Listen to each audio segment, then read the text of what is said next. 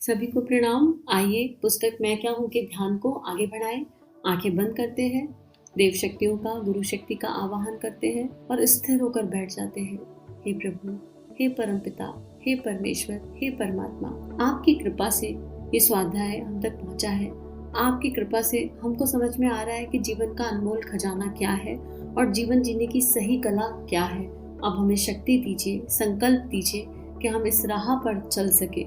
हमारे भीतर दिव्यता का वो प्रकाश जागृत हो जाए जो हमें हमारी दिव्यता तक, हमारे जीवन लक्ष्य की ओर ले जाने में सहजता से उपयोगी हो और साथ ही दिव्यता का ये प्रकाश अनंत चेतनाओं तक गुरु इच्छा से पहुँचे। इस भाव के साथ एक गायत्री मंत्र करेंगे।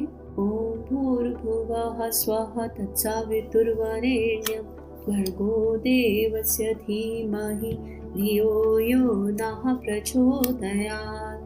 पिछले ध्यान के क्रम में, स्वाध्याय में गुरुदेव ने बताया कि सारा हमने अपनी जो भी दुख तकलीफ हमारे जीवन में है, हमने उनको जकड़ के पकड़ के रखा हुआ है और हम उनको खुद छोड़ नहीं रहे और कह रहे हैं और हाय हाय कर रहे हैं। स्वयं आप एक बार रिलीज तो करो अपने सारे प्रॉब्लम्स को, अपने सारे पेन को।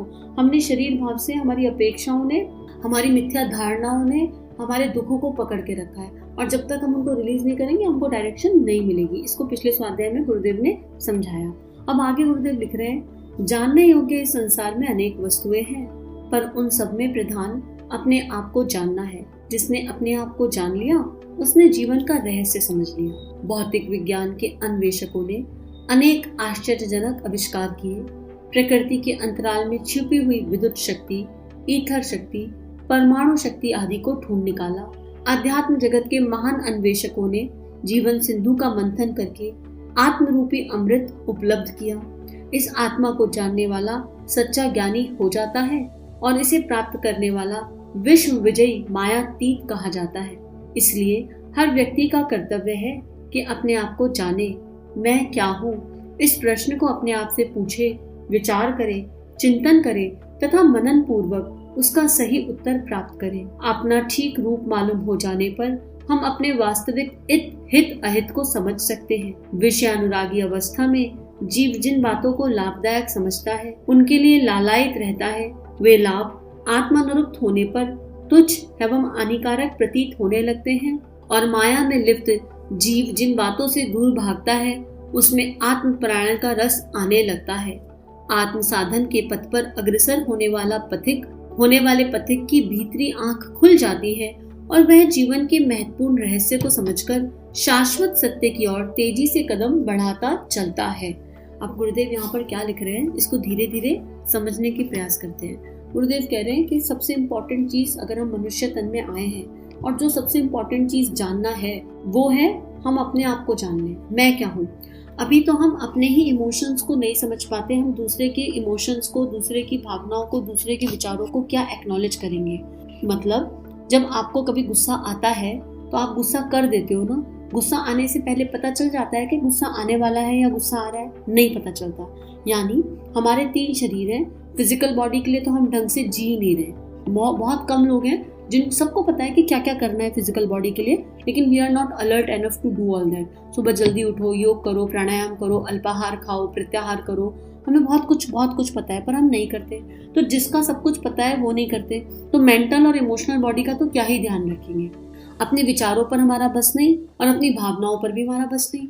गुस्सा कर दिया, उसके बाद पछताते रहते हैं, अरे गुस्सा कर दिया। कोई माँ है जो अपने बच्चे को मारना चाहती है, नहीं मारना चाहती, लेकिन फिर भी हाथ उठ जाता है ना बच्चे पर और बाद में बड़ा रोना आता है। कोई पिता है जो चिल्लाना चाहता हो, नहीं, लेकिन फिर भी हाथ उठ जाता है और बाद में बड़ी तकलीफ होती है कि हमने क्या किया।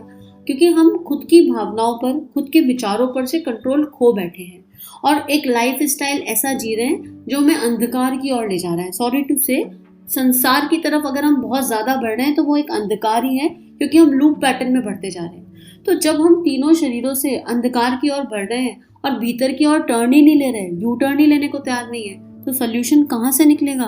गुरुदेव कह रहे हैं कि इतने ज्ञान विज्ञान चमत्कार हुए, इतना सारा रिसर्च हो गया, परमाणु शक्ति पता चल गई, विद्युत शक्ति पता चल गई, तो अध्यात्म वाले रास्ते पर भी रिसर्च हुआ और पता चल गया कि आत्मा का ज्ञान ही सब कुछ है। अपने आप के, अपने सही स्वरूप को, अपने दिव्यता को जानना ही सब कुछ है और यही मनुष्य जीवन का एकमात्र लक्ष्य है। और जब हम इस लक्ष्य की ओर बढ़ेंगे तो बाकी सब चीजें तो ऑटो पायलट रूप में मैग्नेट के जैसे हमारी चेतना से चिपक जाएंगी, फिर हमें किसी चीज की कमी नहीं रहेगी। और क्योंकि हम इस दिशा बढ़ना नहीं चाहते तो हम भयग्रस्त भी हैं। हम जो एक्शन आप एक बार करना, एक होमवर्क और करके देख लीजिए सब लोग, क्या पता इससे भी हेल्प मिल जाए। दिन भर के अपने सारे कार्यकलाप हमने लिख लिए, हमने जो कुछ किया हमने लिख लिया। कौन सा ऐसा कर्म है जिसे करके आपको प्रसन्नता मिली और कौन सा ऐसा कर्म है जिसे करने से आप लो हो गए, आपको लगा यार ये क्यों ही हो गया, मैंने ऐसा क्यों ही कर दिया। हम और भय की फीलिंग अंदर आ गई, भय की, एंजाइटी की, स्ट्रेस की। कौन से ऐसे कर्म है जो भय दे रहे हैं, एंजाइटी दे रहे हैं, डिप्रेशन दे रहे हैं, स्ट्रेस दे रहे हैं, पहले हमको समझ में आए तो आए। और मोस्टली आपको निकले, आप जब इसको एनालिसिस करेंगे तो आपको ये समझ में आएगा, unaddressed emotion, non wanted thought process की वजह से ये सब हो रहा है। हम और इसलिए खुद को जानना जरूरी है। अगर हम किसी को हेल्प करना चाहते हैं, अगर हम अपने बच्चों को एक अच्छा भविष्य देना चाहते हैं, अपने परिवार को खुशहाल रखना चाहते हैं, अगर हम इस समाज को, इस देश को कुछ कंट्रीब्यूट करना चाहते हैं, तो सबसे पहले हमको अपने आप को जानना होगा, अपनी भावनाओं को जानना होगा, अपने विचारों को समझना होगा और अपने एक्शंस को अपने उस हिसाब से अपने जीवन को जीना होगा कि हम एक कंप्लीट पैकेज बन सके। तो और जब तक ये होगा कैसे, इसके लिए अंदर जाना पड़ेगा, अपने साथ बैठना पड़ेगा, अपना अध्ययन करना पड़ेगा, अपना चिंतन मनन करना पड़ेगा। मंथन, गुरुदेव लिख रहे हैं कि जीवन सिंधु का मंथन करना पड़ेगा, विचार पूर्वक चिंतन करना है। आपको कोई कितना भी समझा दे, मैं यहाँ से या और कितने भी लोग अगर आपको समझा दे, तो आपके ब्रेन तक तो ये इन्फॉर्मेशन जाएगी, लेकिन जब तक आप अपने अंदर बैठ के चिंतन मनन नहीं करोगे, ये अनुभूति तक नहीं जाएगी। अब क्या होता है, जो व्यक्ति आत्मभाव में स्थित हो जाता है, उसके लिए विषय अनुराग जो है, जिन चीजों में पहले शरीर को सुख मिलता था टेम्परेरी, उन सबका सुख बंद हो जाएगा। आज ये खा लूं, आज वो खा लूं, आज ये मूवी देखा हूं, आज ये गाना सुन लूं, आज वो सिनेमा कर लूं, आज ये शॉपिंग कर लूं, इन सब की तरफ से दिमाग हटने लगेगा धीरे धीरे। ऐसा नहीं है कि आप जो है हैप्पीनेस भूल जाओगे या आप जीवन जीने की कला, आपको कोई खुशी नहीं मिलेगी, जीवन जीने की कला समझ में नहीं आएगी, ऐसा नहीं है। लेकिन आप अपने समय के एक एक क्षण का श्रेष्ठता पे उपयोग करोगे।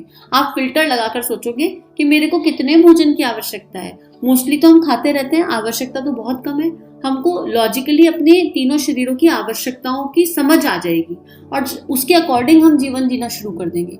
अभी हमें समझ नहीं है और नासमझी में जीवन जी रहे हैं तो कुछ भी कर रहे हैं। लेकिन जब आत्मज्ञान की तरफ बढ़ेंगे तो कॉन्शियसनेस, अवेयरनेस, जागृति होगी। एक एक क्षण का पता होगा, कब कौन सा विचार आया, कब कौन सा भाव आया, किस भाव को विचारों से मेल जोल करके किस तरह इम्प्लीमेंट करना है, ये सब समझ में आने लगेगा।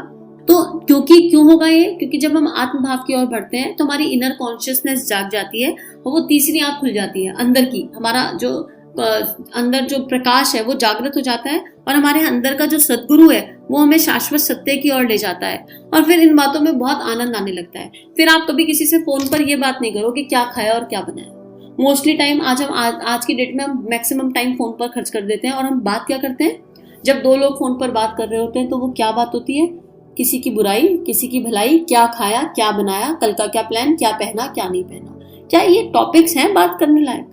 क्या इन पे बात करना एक्चुअली इतना आवश्यक है? भूख लगेगी तो इंसान खाएगा ही खाएगा। क्या कभी हम स्वाध्याय, सत्संग पर चिंतन मनन करते हैं कि आज अच्छा क्या सुना? कभी हम भक्ति तत्व पर, भक्ति रस पर बात करते हैं?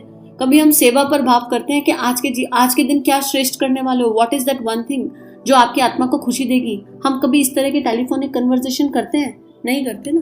तो यही बात यहाँ पर गुरुदेव समझा रहे हैं कि हम शाश्वत सत्य की ओर चलने लगेंगे और वहीं से हमको सारे रास्ते मिल जाएंगे। बस हम यात्रा को शुरू करें। तो आज के लिए इतना ही स्वाध्याय।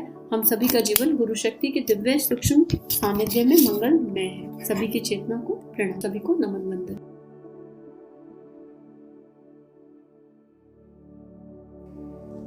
हमारे YouTube चैनल को सब्सक्राइब कीजिए और बेल आइकन पर क्लिक कीजिए ताकि आने वाली सभी वीडियो की नोटिफिकेशन आपको मिलती रहे। आप सभी को बहुत बहुत थैंक यू।